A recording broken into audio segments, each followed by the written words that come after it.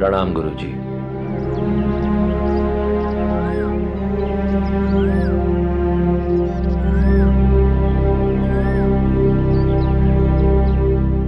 अब किस लिए आए हो हर्षवर्धन?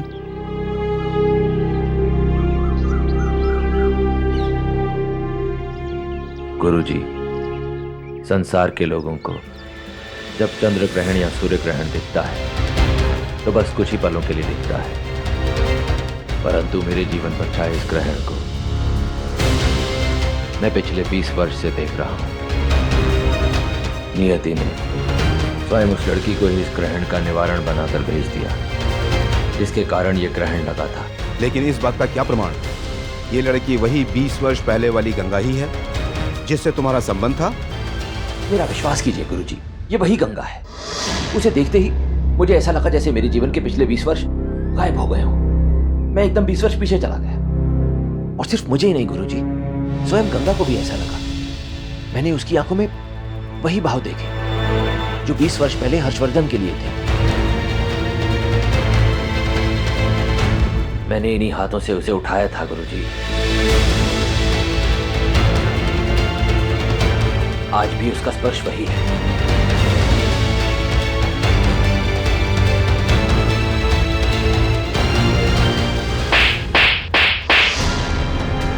और सिर्फ उसका स्पर्श ही नहीं गुरुजी, उसकी आंखों में वही नफरत भी है जो 20 साल पहले हर्षवर्धन के लिए। क्या अभी आपको शक की कोई गुंजाइश रखती है गुरुजी? मेरा विश्वास कीजिए, ये वही गंगा है। यदि ये सच है तो फिर समझना गंगा वापस आ गई। लेकिन क्या गुरुजी? क्या आपको किसी अशुभ का संकेत मिल रहा है? तुम्हें आभास नहीं हो रहा है हर्षवर्धन? लेकिन तुम्हारे जीवन में कैसे परिवर्तन, कैसे कैसे तूफान आने वाले हैं ये तुम नहीं जानते। हमने तुम्हें सावधान किया था ना, तुम्हें चेतावनी दी थी ना। गंगा को उसके अतीत का उतना ही हिस्सा याद आना चाहिए जो हमारे हित से जुड़ा है। लेकिन दुर्भाग्य से गंगा को वो बातें याद आ गई है जो बातें याद नहीं आनी चाहिए। गंगा के हृदय में 20 साल पहले वाली घृणा जन्म ले चुकी है। यह अच्छा नहीं हुआ है हर्षवर्धन। अब तो वो घटनाएं घटेगी जिसके बारे में तुम सोच भी नहीं सकते। तुम्हारा जीवन तूफानों से घिरा हुआ देख रहा हूं मैं। इस तूफान से तुम बच नहीं पाओगे, और ये तूफान गंगा को अपनी पत्नी बनाने के सपने को तहस नहस कर देगा।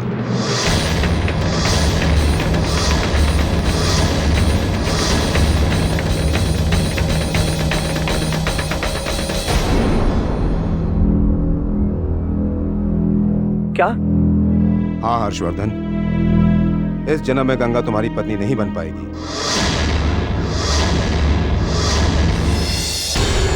मेरी 20 साल की तपस्या के बाद भी, 20 साल तक पश्चाताप की आग में जलने के बाद ये फल मिला है मुझे। ये तो अन्याय है गुरुजी। तुम उसे कुछ भी नाम दे सकते हो हर्षवर्धन। अवश्य तुम्हारी तपस्या में कुछ कमी रह गई होगी। कमी मेरी तपस्या में नहीं है गुरुजी, कमी भाग्य के फैसले में है। और जो भाग्य मुझे मेरी तपस्या का फल नहीं दे सकता, मैं उसका मोहताज कभी नहीं बनूंगा। जीत के दरवाजे तक पहुंचकर खाली हाथ वापस लौटना मुझे स्वीकार नहीं है गुरुजी, नहीं है स्वीकार। नियति के फैसले को नियति बनाने वाले ईश्वर भी बदल नहीं सकते हर्षवर्धन। तुम तो इंसान हो।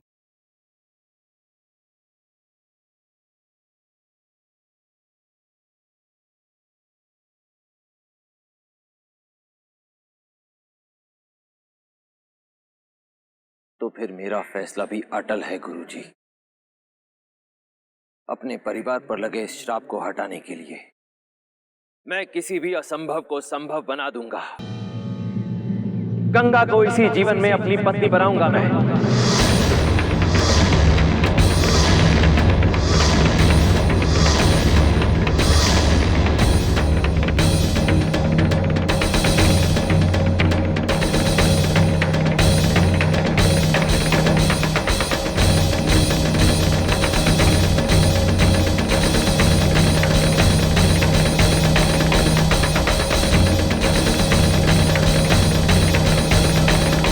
हर्षवर्धन, जिस ताकत पर तुम्हें इतना घमंड है, वो ताकत तुम्हारे काम नहीं आएगी। यदि तुमने गंगा से बलपूर्वक शादी कर भी ली, तब भी तुम्हारे कुल को श्राप से मुक्ति नहीं मिल सकती। तुम्हारे कुल को श्राप से मुक्ति तभी मिल सकती है जब गंगा स्वयं अपनी इच्छा से तुम्हें अपना पति स्वीकार कर ले।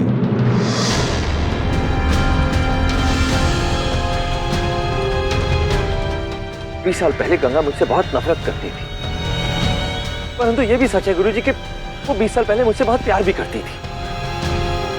तो ऐसा भी तो संभव है गुरुजी कि जिस 20 साल पुरानी नफरत की वजह से वो उस दिन मंदिर में बेहोश हो गई थी, वो नफरत उसे याद ही ना आए। ये भी तो हो सकता है कि उसे सिर्फ वो 20 साल पुराना प्यार ही याद आए जो वो मुझसे करती थी। हो सकता है उसे वो भी याद आए जो उसके प्यार के बदले में तुमने उसे दिया था।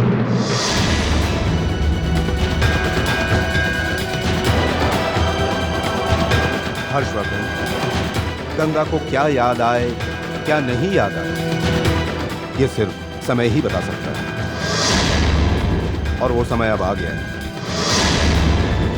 मैं तुम्हारी हवेली में हवन करने वाला हूं। उस हवन में तुम भी रहोगे और गंगा भी रहेगी। हवन की पवित्र अग्नि के प्रकाश में गंगा के मन की सच्चाई अपने आप सामने आ जाएगी।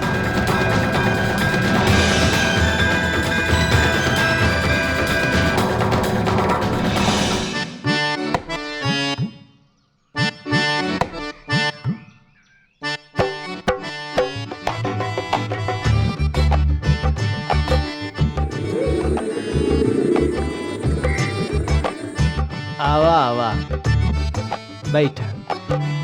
ये दिए आप घर में ही बना रहे हैं? हाँ, ये तो कुमार के यहाँ से आते होंगे ना? आते हैं गंगा जी, लेकिन इस हवेली में नहीं। यहाँ तो देवी साहिबा का सख्त आदेश है कि जो मंदिर में दीपक इस्तेमाल होता है ना, वो घर में दीपक बनावे के पड़त है। और जानत हो कि जो माटी आवत है ना, वो भी अपना तालाब से। और सबसे पहले देवी साहिबा इस माटी को गंगा जल से पवित्र करती हैं। देखो जी, आप हमें भी सिखाएंगे दिए बनाना? हाँ हाँ, काहे नहीं सिखाएंगे। अरे ये तो बहुत आसान काम है। पहले क्या करते हैं कि ये जो माटी है ना, इसको लेके चाक पे ऐसे रखते हैं और फिर चाक को लकड़ी से खूब तेज से घुमाते हैं और फिर बड़े कोमल हाथों से इसे दिए का आकार देते हैं ऐसे। और ये दिया बनके हो गया तैयार। फिर ये सूता वाली लेते हैं लकड़ी, इसको यहाँ रख के ऐसे काट लेते हैं और ये दिया बनके तैयार। लियो, आप भी कोशिश करो। ये पाँव जरा पीछे रखना। लियो।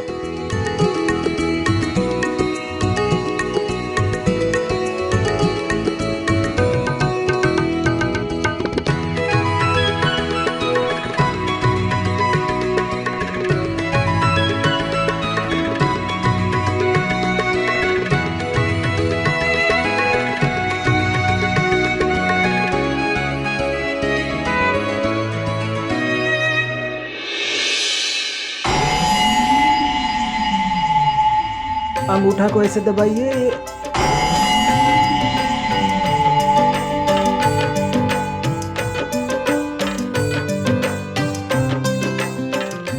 जान दो, कोनो बात नहीं है। देखो जी, हमसे ही दीपक नहीं बन पाएंगे। अरे नहीं नहीं, ऐसा काहे कह रही हैं? शुरू शुरू में सबसे ऐसा होता है। आप कोशिश तो करो।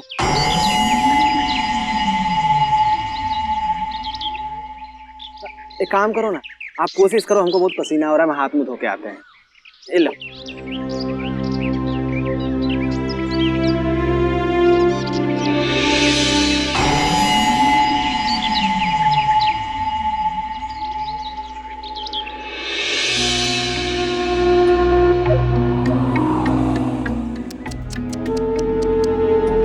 कितनी मेहनत कर रही हो ना तुम, लेकिन क्या फायदा गंगा? अगर ये दिया बन भी गया तो भी तुम मंदिर में ले जाकर पूजा नहीं कर सकती।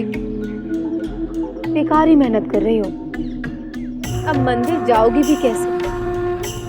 मंदिर जाते ही तुम्हें दौरे जो पड़ने लगते हैं।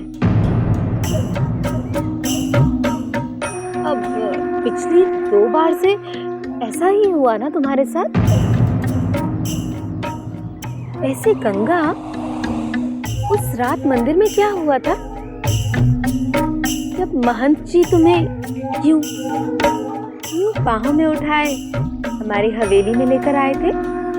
हमें कुछ याद नहीं कि मान जी हमें कब घर लेकर आए, कब हम मान जी से मिले और कब और कैसे बेहोश हो गए। गंगा, थोड़ी सी कोशिश करो, कुछ तो याद आ जाएगा। याद करो। हम बहुत याद करने की कोशिश करते हैं बड़े भाभी, लेकिन हमें कुछ याद नहीं आता।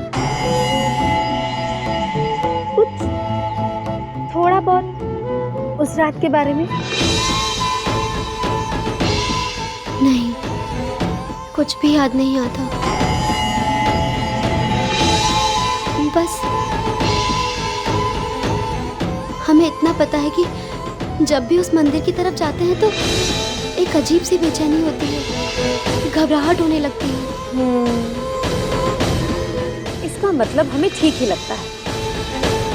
तुम्हें मंदिर रास ही नहीं, लेकिन तुम परेशान मत होना। हम शिव को कहेंगे कि वो तुम्हें यहाँ से कहीं दूर ले जाए, एक ऐसी जगह जो तुम्हें रास तो आए कम से कम। मंदिर से दूर जाओगी तो परेशानी तुमसे दूर चली जाएगी, देख लेना। अब अच्छा, हम चलते हैं गंगा, हमें पूजा की तैयारी भी करनी है।